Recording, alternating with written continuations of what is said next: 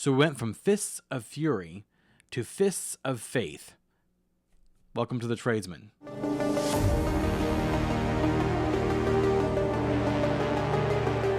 So first off, this first story today has been circulating around is, and I'll post it here on the screen. This is the headline that we've been getting.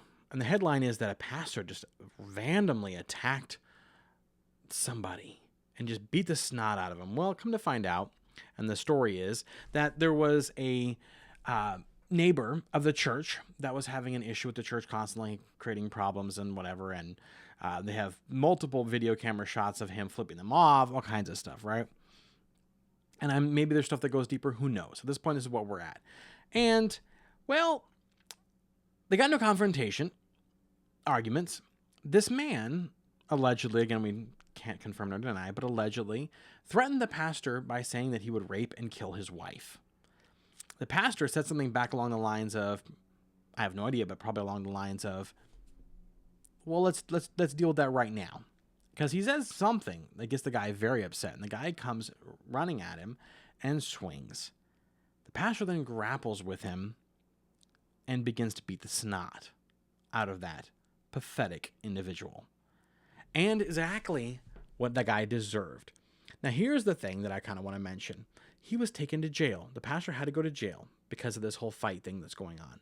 This is what bothers me so much about the politicians that we have, that things like that used to be handled by your fists don't get handled that way anymore.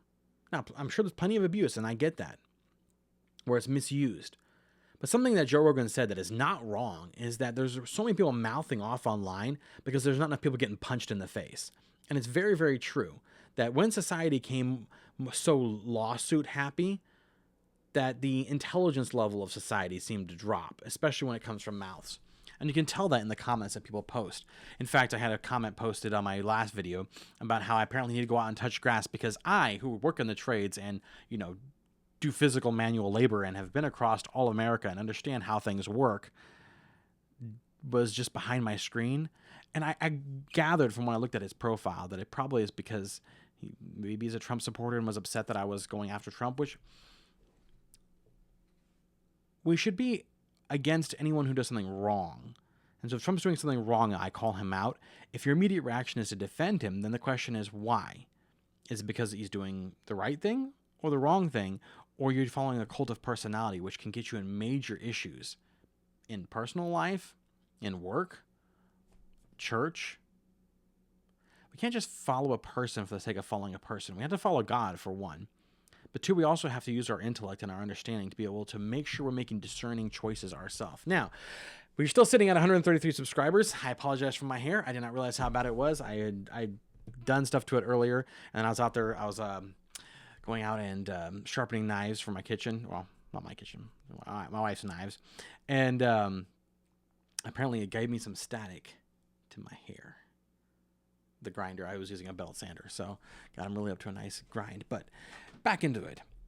Let's go ahead and push, please, and get some more subscribers to this channel. Let's get out there. My last video actually did really well, but I'd like to get more and more people going so we can get to the topics that really, really matter. Like we said, once we get to the point where we get 1,000 subscribers, we can start contacting people and start making a difference, where we can create a textbook scenario we can reapply to all of, really, America, one city at a time, where we can make huge differences. And as you see, look in your local areas and see what your city is doing, and think about what would you like to change if you knew how to. That's the whole purpose behind it. So like, comment, and subscribe. Now, the second thing I wanted to mention is this was actually sent to me by another electrician. We had a conversation about my channel, and I was having a discussion of what exactly I was trying to accomplish. And he sent me this, and I thought it was really, really good. And this is what I want to do. I want to highlight your guys' ideas. If you guys find some stuff and you want to send it over, absolutely, I'll highlight it. I'm going to start putting, I'm going to make a YouTube, not YouTube, on the YouTube, I'm going to put up a email account so you guys can actually send me stuff if you're interested. I'm sure I'll get spammed, but whatever. But he sent me this thing, and it was talking about how we were both talking about how hard it is to get houses. And apparently there was a story from back in January of this year, and it was about how Trump was very, very opposed, apparently, to pulling out of 401ks out of your 401k retirement to do down payments on houses. And this is kind of a thing that's been common, where people have been trying to do this for a long time. when asked why, one of Trump's biggest things in this story, it's from Fox Business, so I mean, you can't really argue too much. They're pretty friendly to him. One of the things he said was because retirement accounts are doing so good, and the economy is doing so great. And basically, his point was that he didn't want it to look worse by pulling out of these retirement accounts to do this kind of thing, and he didn't think it was necessary. Well, necessary for someone who's a billionaire, and necessary for someone like me, who can't even afford good hair products. Apparently, there's a big difference there, and for people like me and the electrician who gave this to me, it's huge because we have the benefit of having some kind of 401k or things like that where we can pull from. If we're allowed to. The rules involved in this are so crazy and stringent that makes it difficult. And for him to sit there with that spoon in his mouth, the silver spoon in his mouth, and be flippant about it and say, oh, well, I don't really think it's necessary. Cool, thanks, bud. And again, I voted for him both times. I voted for him. Probably would have to vote for him again if it came up to it. But I can also point out when he's wrong. If you can't point out when he's wrong, then ask yourself why. Now, final thing is, our voice is making a difference. Our voices are making a difference, and specifically when it comes to AI data centers.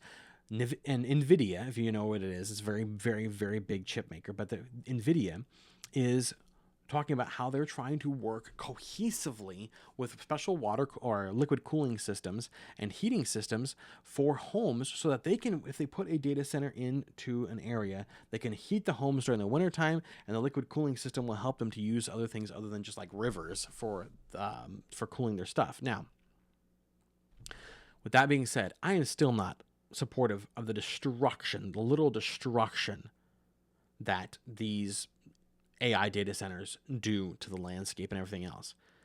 But the fact that we've been thrown such a fit about this, and that they're finally making concessions to do things like that, shows that we can have a voice if we work together. And if we rally around people who have similar voices, the voices of people that are common, everyday, normal, working tradesmen and tradeswomen in our country.